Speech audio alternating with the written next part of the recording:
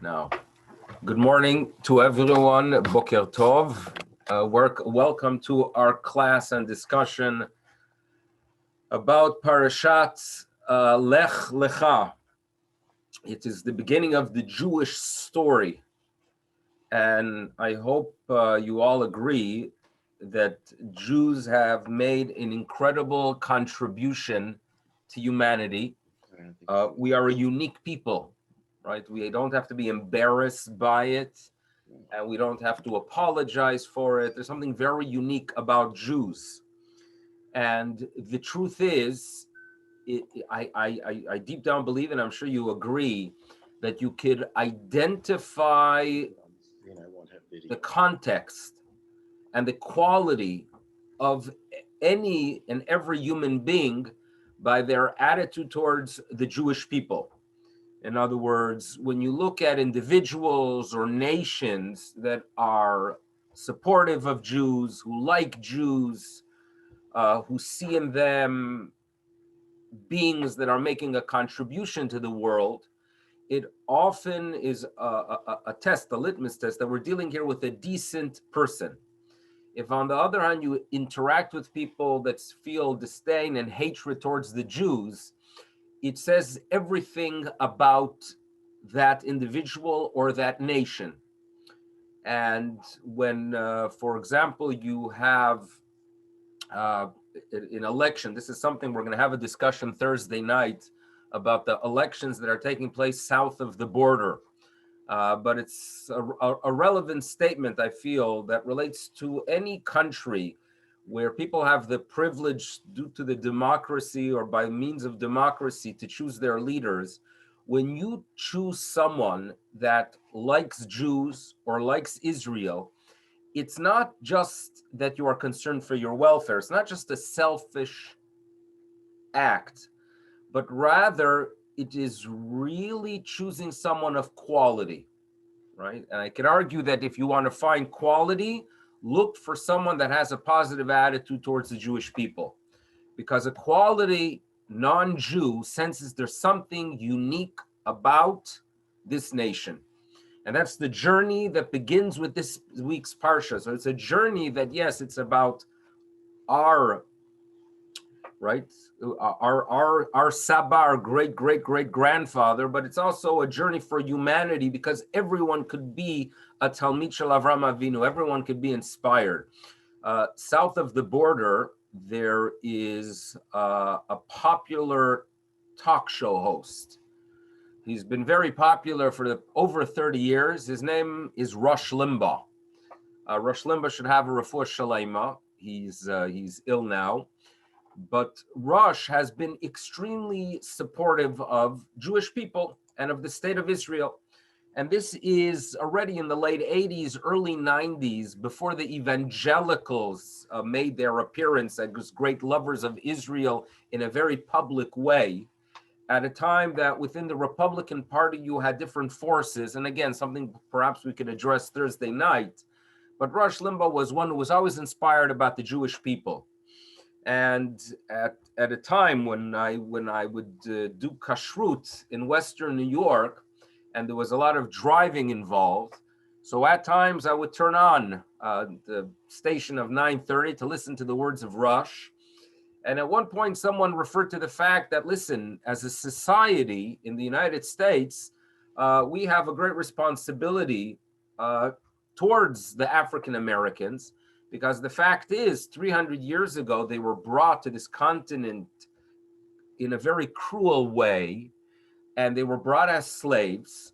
So true emancipation occurred 150, 60 years ago, but we still should be paying a price for the suffering that took place towards them as a society. And Rush's response was, if you are going to go ahead and believe that people have to remain in their past, let me tell you something about the Jewish people. Look what the Jews went through during Second World War.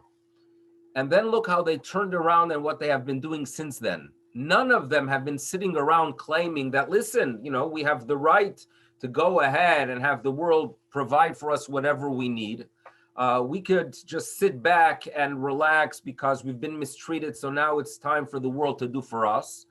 So his point was, be inspired by the Jewish people. And this is Rush Limbaugh. This is a non-Jew who basically looks at facts without hatred and is inspired by the people of Israel, by the state of Israel. So it defines the non-Jew. So therefore, this is again a very important parsha for all humans. Now, for us as Jews, we have really a responsibility to learn something from Avraham Avinu. And the lesson today, or the discussion today, is to walk away with 3 points. 3 points that I would like to take from Avraham and from his partner, Sarai. Sarai was not a passive wife. Sarai was extremely involved in his journey.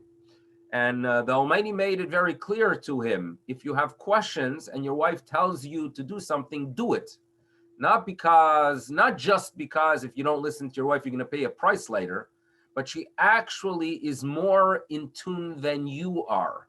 This is what we are told. So therefore, whenever we mention Avraham, please remember that there's one unit there, him and Sarai. She was a Bina Yetera. There was a wisdom that she carried that was greater. So let's be inspired by both.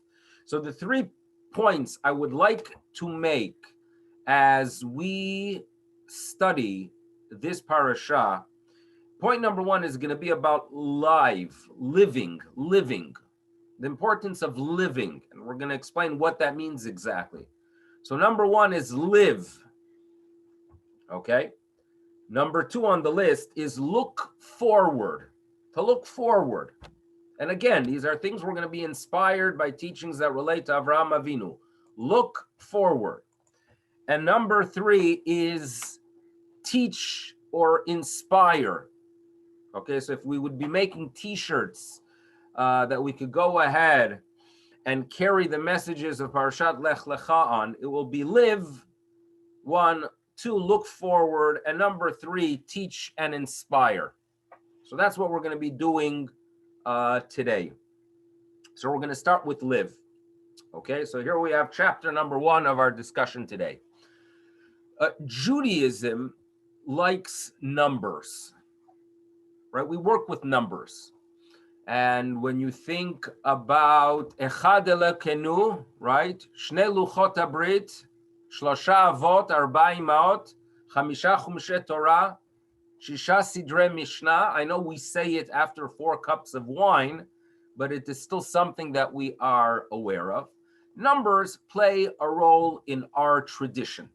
Okay, so step by step, numbers in all cases, any number you throw out, you're going to find some kind of significance. I actually have an old book here on one of my shelves that's called Sefer HaMisparim, where someone sat down and they went through all of Tanakh and rabbinic sources, and you could pick any number, and if there is anything in our tradition that relates to that number, and I'm talking about random numbers like 647, for example, it will tell you where in Tanakh you will find that number mentioned. And if it's not, it won't. But numbers play a role. Now, sometimes numbers that we are very familiar with create a little bit of an issue.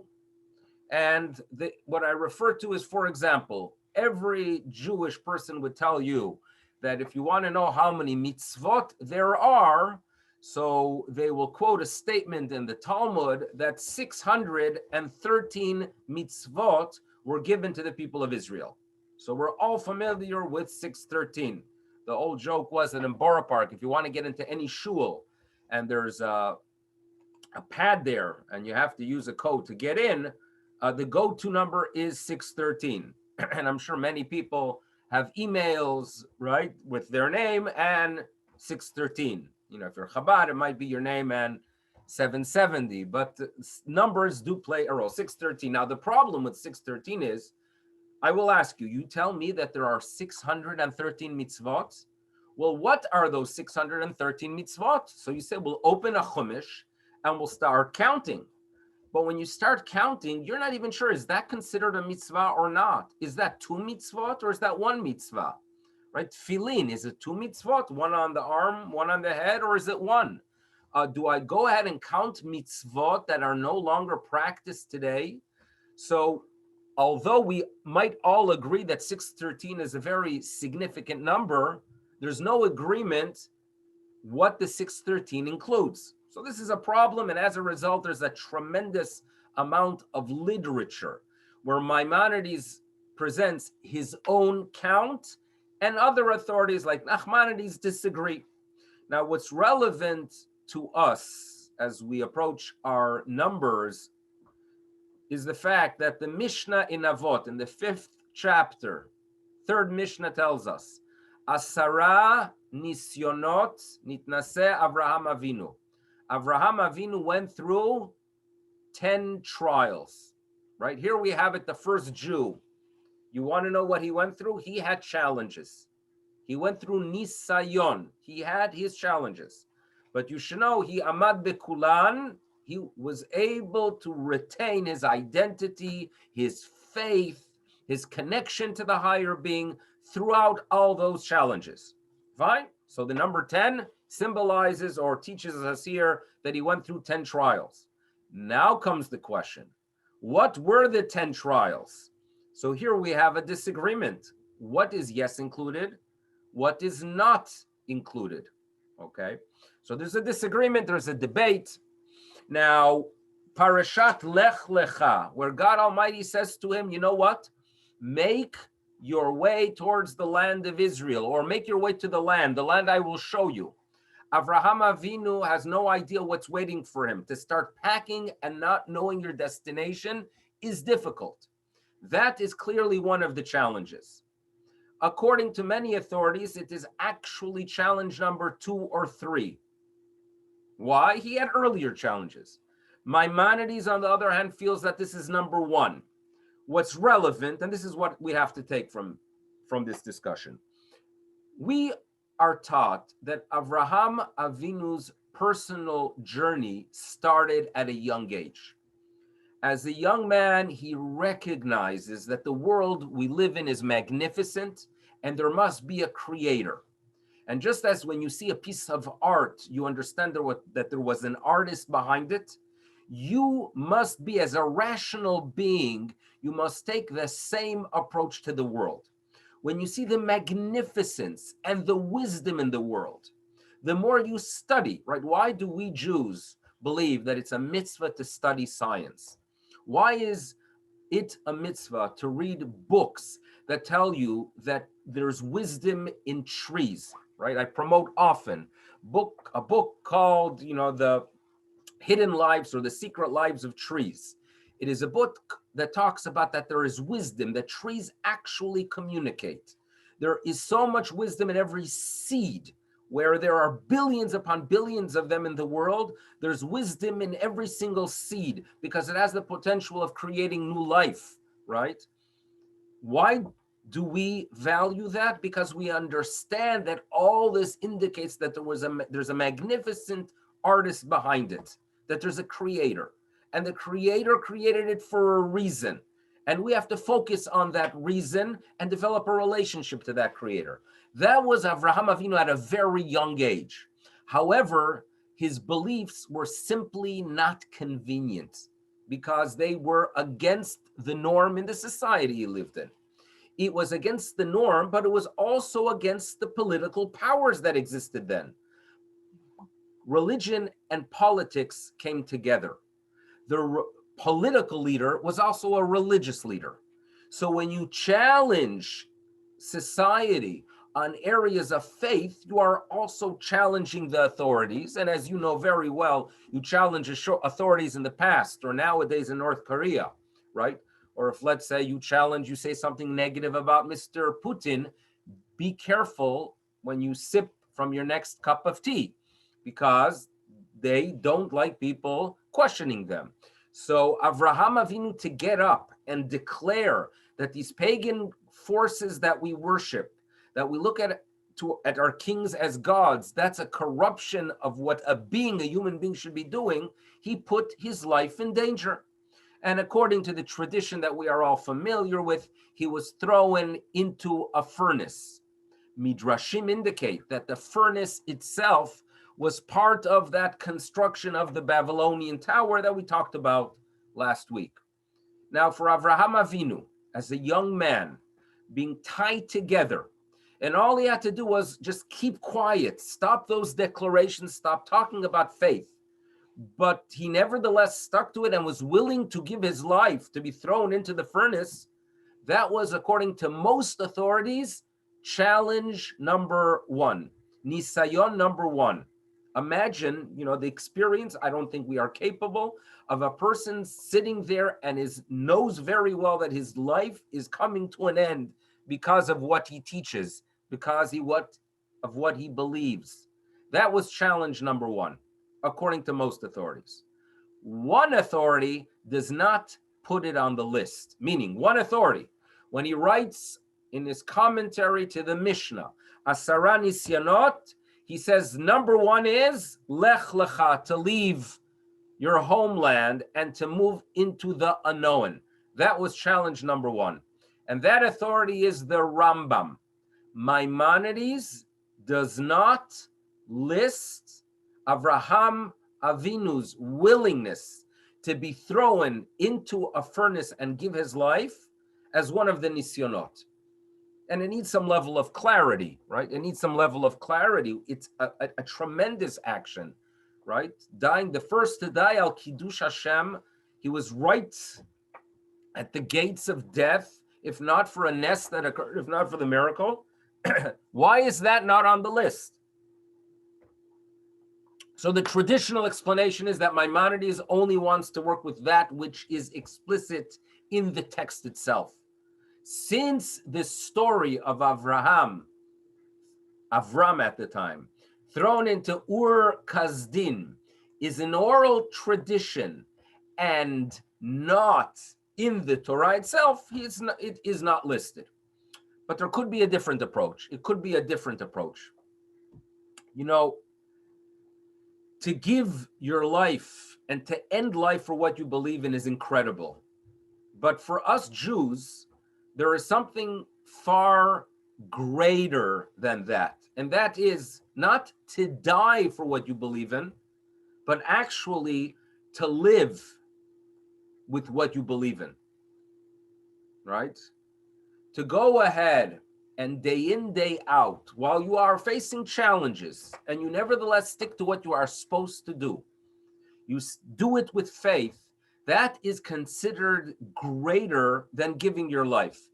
And I think, Judaism is a religion that always values life, right? Venishmartem me'od lenafshotechem. It was quoted by Prime Minister Netanyahu as in the state of Israel. They are debating a very sensitive and complex issue that relates to shutting down a country to save lives, but at the same time realizing that how you can't do that in all situations. Netanyahu made that declaration. It's a very Jewish statement. Life is number one for us. Religion is obviously important, but you cannot have a religious life without a life. And this idea that we are walking into Judaism now, right? You open Pareshat Lech Lecha. You're starting the Jewish journey, and you start thinking about what the contribution we have made. One among our contributions has always been the value of life. We've had many doctors over the years, Jewish doctors. Yes, we've had lawyers as well, but there are many, many Jewish doctors. And the idea of a Jew going into an industry where his agenda, his goal, his desire is to assist others in living, that is the Jewish way of doing things. Maimonides was a doctor. Nachmanides was a doctor. And you study throughout history, there are those that put time and effort into figuring out, how can I give a little bit more of life? When there are issues, unfortunately, end of life questions, the perspective we take is that kol haneshama, that every breath a human takes, there is value there. Just as everyone appreciates the fact that when you can sit down for the Seder night and eat a matzah, there's a mitzvah fulfilled. When a human being takes a breath, there is an action being done by a soul that has value. So when there are end-of-life questions, which are complex and very sensitive, the perspective of the Jew is living has purpose. That's the Almighty's desire. So that's number one. Message number one as we walk into Pareshat Lech Lecha. Live, okay? Live and see it as something of great value. And when a person deals with challenge, right? And there are challenges, especially during this period of time, but we continue doing what we are supposed to do, right? We don't jump off the cliff, but we say, I'm going to stick to what I am doing, and I'm going to do it with faith, and I'm going to do it with the belief that there's a higher being and he has a desire that I continue doing it. You are following the path of Avraham Avinu. That's message number one of how to, as an introduction to the Parsha. Message number two, I'm going to ask you a question. We give so much credit and focus so much on the journey of Avraham Avinu towards the land of Israel. But we sometimes forget that this was not an original act. If you look at the end of Parshat Noach, we are told that Avram's father, Vayikach Terach, the father of Avram, he took Avram, his son, and he took Lot, and he took Sarai. And they departed from Ur Kasdim, the fire, the light. Obviously, there's a reference here to the challenges that existed for Avram's family in a society that rejected his faith and desired to throw him into the fire, the furnace, the Ur. And Terach's destination was Lechet Artsa Canaan, to lead to the land of Canaan. So Terach already gets credit, right? So it is quite fascinating that when the next parsha starts and Avram is told by God, go to the land Asher Areka, that was anyway the destination. So true, Terach stops on the way in Haran and he settles there, but the final destination of this tribe, of this family, was actually Canaan. So why is so much credit given to Avram? The journey and that destination was anyway part of the plan of the family, right? You give credit to the son or to the father. When there's south of the border again, that there's an attack. Among the attacks on Trump is that he did not make he's not so successful because he inherited money from his father, Mr. Fred Trump. So there's always that issue that when the son does something, but it started off from a contribution of the father, it minimizes that which the son does. And if so, here too on the surface, what is done by Avram, what's the big deal? He made his way to a land. It was anyway part of the plan of the father. So to clarify this issue, you know, when people study civics, so here in Canada and obviously south of the border as well, but I would say perhaps more in Canada, there's a lot of talk about immigration. We are a land of immigrants. Most of us here are ones that our parents arrived from a foreign country. I myself included.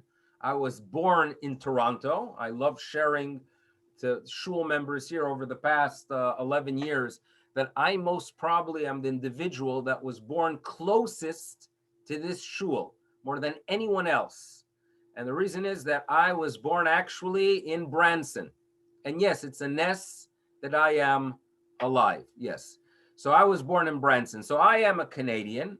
And my parents were the immigrants, right? My late father was a Uruguayan, and he only later in life became a Canadian citizen. It was a big simcha on that day, because it appears that in the 60s and 70s, you would travel with the Uruguayan passport, you were always stopped. As soon as you get yourself a Canadian passport, it seemed to be that was an indication that you're an honest, decent person. Go figure. But I am a son of immigrants. Now, when it comes to immigration that is studied, so they always note that there are two types of immigrants. There are those who come due to the pull factor, and then there are those that arrive due to the push factor. Okay? Now, what is it that is trying to be conveyed with this idea regarding immigration? If I, for example, live in a country and things are okay, but then I know that there's a country, another country like Canada, where it's easier to get a job. I could practice my religion with greater ease. It will be more beneficial for my family because they're not going to have to be walking barefoot from the rice paddy into the city to purchase some chickens. So I am attracted by the destination. So that is known as a pull factor. On the other hand, if I live in a country and I simply would like to like my country, but it's impossible. I can't live there. I'm being persecuted by officials. I can't practice my faith. It's simply impossible to earn a living. In other words, I'm just simply unhappy where I am. So I am leaving without knowing too much about my destination. So that is going to be labeled as the push. I am pushed to my new country. Now you ask, what is the nafka mina? In other words, what difference does it make if it's pull or push? And by the way, it could be an 80-20 or a 60-40. That part of it is pull, part of it is push. So the difference is what happens with my attitude when I arrive in the new country.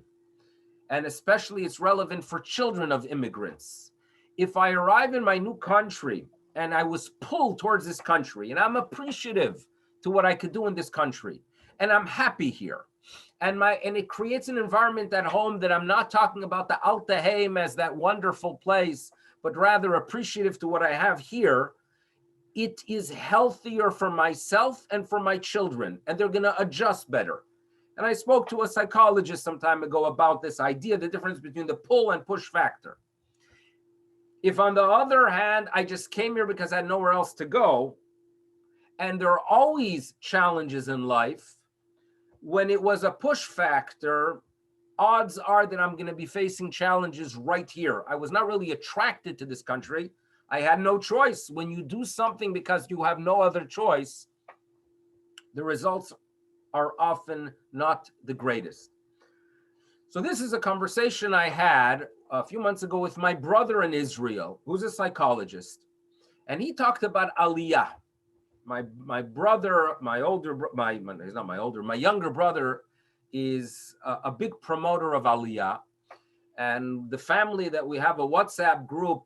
Whenever he has an opportunity to put down the United States or Canada a little bit too, but not as much, he loves doing it because he believes that we all belong in Israel. And he likes making me feel guilty whenever he has an opportunity why I'm not there.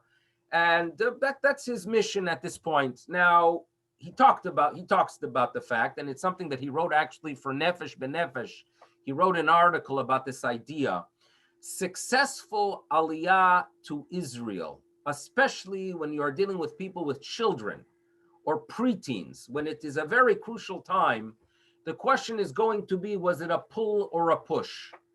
If the attitude of the family was, you know what, we were pulled towards this country. It was okay in America, right? I had a job, my brother says, right? He was a professor. He had a practice. He was very comfortable there. But he simply felt that as a Jew, I belong in Eretz Israel. I want my children to grow up in a society that they sense Hanukkah, and not that when they catch themselves humming in the early December after visiting the mall will be about Santa, right? In other words, that's what's important for him. And yes, all those who wrote those Santa baby songs were Jewish, but they are not Jewish songs. And I want my children to know that Hanukkah is everywhere. Pesach is everywhere. Purim is everywhere.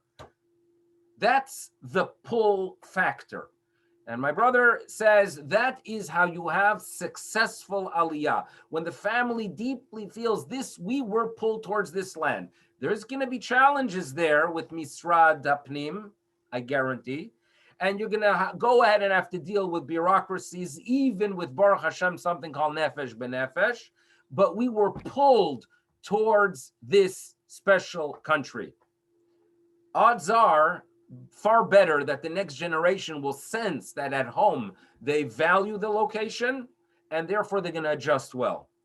If, on the other hand, they were pushed towards the land of Israel, meaning they lived in the New York area, and the parents were working, and tuition became absurd. So even though they were happy, they said, listen, we got to get to Israel because tuition is less there. They come to Israel, and then they realize that there are challenges there, that the culture is different, right? And they look back and they miss the good old days when they were living in New Jersey, right? That they could just drive, park at a Target and buy everything with comfort.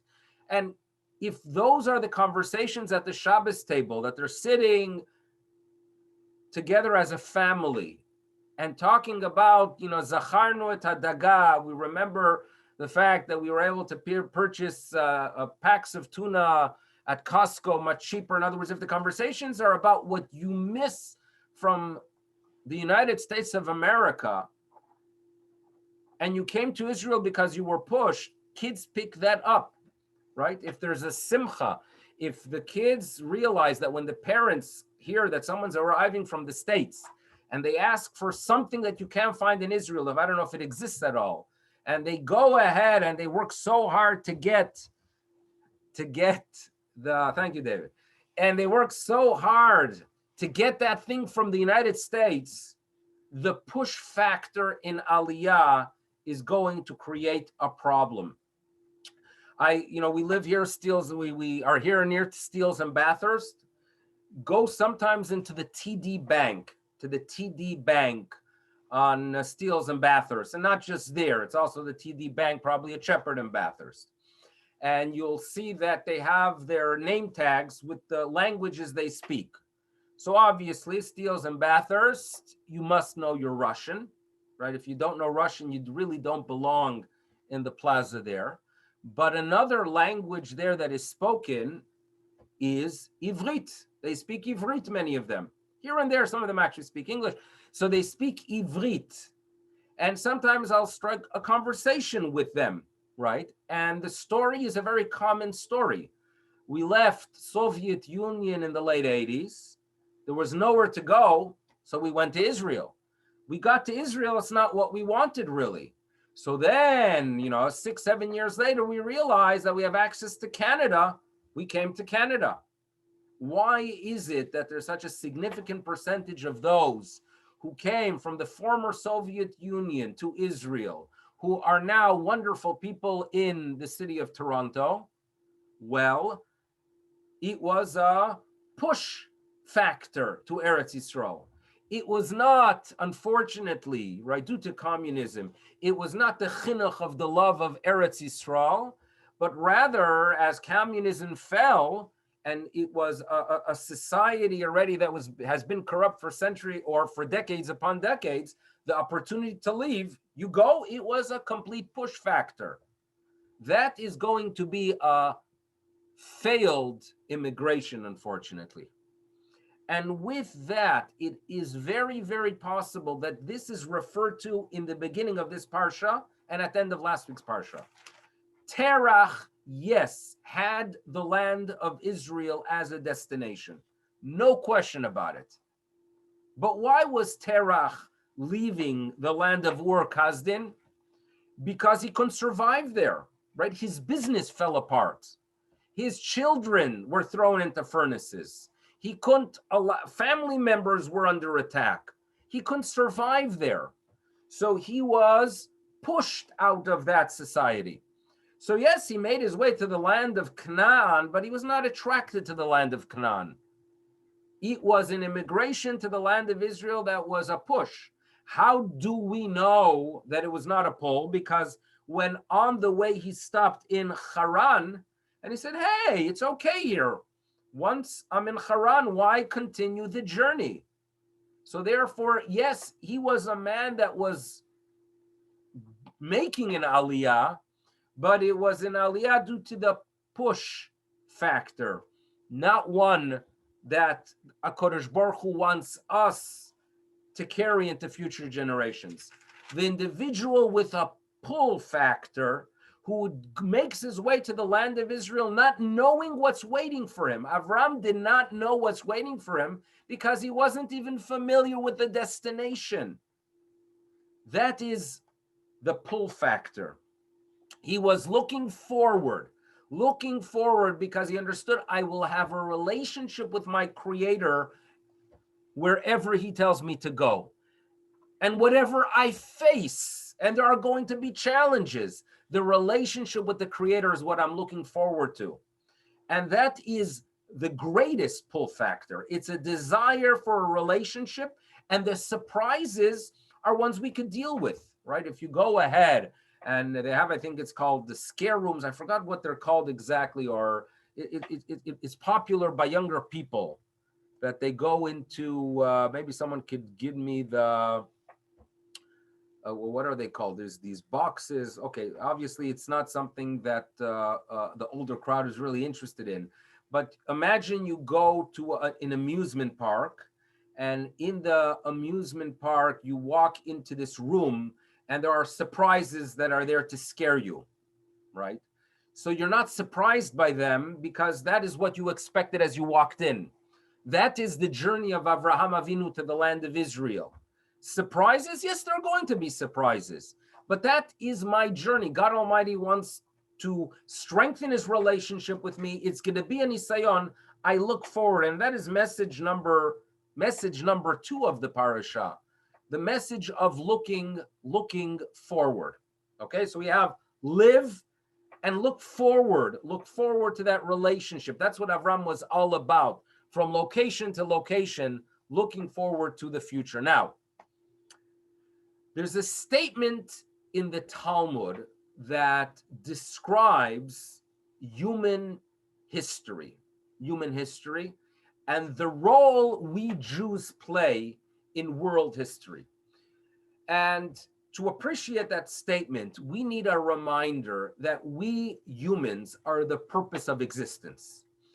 And it is a statement that seems to be very basic to us here, but you read about what is being taught in university campuses, and there's so much emphasis on the environment, and there's emphasis on the impact humans are having on the environment. So in no way do we want to minimize that, but God forbid to forget that we are the purpose of existence. In other words, if there could be a documentary that you will see on TV where it talks about the damaging effect that humans had on the planet. In other words, what they're saying is that the planet has been around for 13.7 billion years and was wonderful. Recently, we showed up, and look at the damage we're doing. We're just shreklach. We're such a problem to the planet. One day, and this is basically the theme of what's being taught here, the theme is that one day things will be better because humans will no longer exist, and the planet could return to its original state. Now, that's a very un-Jewish statement. The Jewish statement is, listen, the world progressed. It started off as a tohu, nothing there. In other words, before we humans showed up, the world had no direction. It was prepared for the sake of the human, but before the human makes his appearance, the world is not achieving its goal. We humans showed up, great, HaKadosh Baruch Hu is happy. But then remember that we have a goal, we have a mission. So the way the rabbis in the Talmud divide the world, they divide it into 3 periods. And they say the following: Sheshet alafim shana, that the world is going to have 6,000 years. So the world as we know it is a world of 6,000 years. That does not mean that when we reach the mark of 6,000, right, today we are in the year 5,881. Worry not that when you reach the year 6,000, there's going to be a big boom, but we do believe that there's going to be a significant a change that is going to occur. So the rabbis take the 6,000 years And they say that you have to divide it into three parts. The first 2,000 years are what the rabbis call tohu, like tovavo, emptiness. There's emptiness. The second 2,000 years are 2,000 years of Torah, teaching, values. And the last 2,000 years, in the words of the Talmud, are Yemot HaMashiach, the Messianic era. Now, what exactly does that mean? So, obviously, starting from Yemot HaMashiach, it does not mean that the last 2,000 years are Yemot HaMashiach, but rather, in those last 2,000 years, if we improve, right, and we do our part, we could reach that point of us fulfilling our mission and inspiring all of humanity. And we call that the Messianic era, when we do what we are supposed to do. And we act in a way that humanity is inspired. And yes, there is a Messianic figure that guides us to do it the proper way. That could occur in the last 2,000 years. Okay, so we're going to work backwards. Now, the middle 2,000 years are 2,000 years where there are teachings of Torah. The Jew, in other words, if you want to be that educator, if you want to be that one who inspires humanity, obviously a lot is required from ourselves beforehand. No one expects a teacher to guide a class before getting some kind of degree or some knowledge in a specific field, perhaps also class management. So therefore, the 2,000 years are 2,000 years of Torah. The first 2,000 years are ones that the world is just waiting for us to show up and do our part. Now, the Talmud actually goes on to tell us when the 2,000 years of Torah begin. It was not the event at Sinai. It was not the event at Sinai, but rather the Talmud, and the Talmud does the math actually, that you should know. The 2,000 years of Torah begins with Avraham Avinu's activities.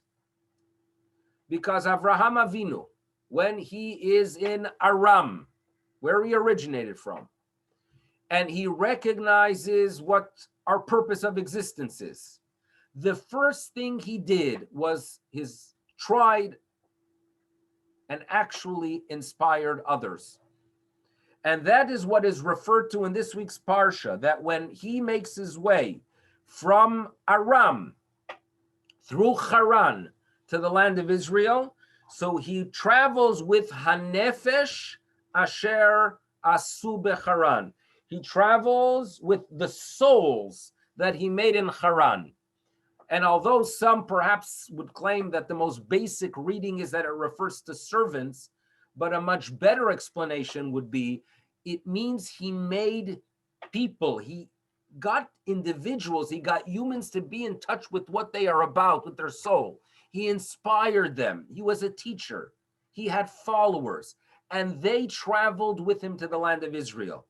And that is a crucial moment, because the moment Abraham starts that process of teaching and inspiring, it is the beginning of Torah. It is the beginning of the Torah period of time. Now, we could perhaps at some point discuss when that shifted from Torah to Yemot HaMashiach, but let me tell you in what way it's relevant. When people talk about the value of the study of Torah, it is not just a person sitting down on his own and studying and being inspired, but rather when someone has the ability to learn with others and to inspire others, that is the true Torah. In other words, Avraham Avinu is not bringing into the world this era of Torah by just his personal studies. It is achieved when he realizes, I could teach and inspire others. And therefore, that is the beginning, again, and that's number 3 on our list. Our goal is to teach and inspire. You know, we're not missionaries. We're not missionaries, right? We don't go to the Far East and claim that everyone should just believe. It's very common if you are a believer in a faith that relates to pagan practices. If that's what your faith is about, then all you need to do is say a few things, right? and burn a few incense at a specific time and utter a few things, and that's faith. So then you could go ahead into another land and, tell people to do so. But if you have a faith that believes that it's a one that demands us to become a better person, and I work on myself to become that better person, and I inspire others by doing so, that is the journey of Avram Avinu. Avram Avinu was not just getting up and lecturing. It was people who got to know him and recognize that this is a person that lives by what he preaches. This is a person that lives by values that makes him into a human being that is actually the ideal human being. That is the journey, the Jewish journey. The Jewish journey of Pareshat Lech Lecha is to, number one, live, as we mentioned. Number two, to always look forward. In other words, it's a journey that let's not live our life by being pushed by the past, but rather looking forward to a better tomorrow, right? Optimism is the essence of Judaism. But number three is to realize that when we live our life in a way, and it's relevant to everyone, that when faith is something that's important for us and a relationship to the higher being, and recognizing that Torah gives us the tools to deal with the challenges we face, we inspire others. That is actually the essence of Torah, to teach others. The beginning of the Torah era does not start when Avram Avinu himself is suddenly inspired. It starts when he realizes I could have an impact on others. And that's what we are here for. And that's really what the Parsha is about. We deal with the challenge when we have that approach. We deal with life better when we value it and we realize that we could look forward to better days when we have that goal to connect to the higher being. And those are the three things that I would hopefully we're able to take from a very, very loaded Parsha. So I thank you all very much for tuning in.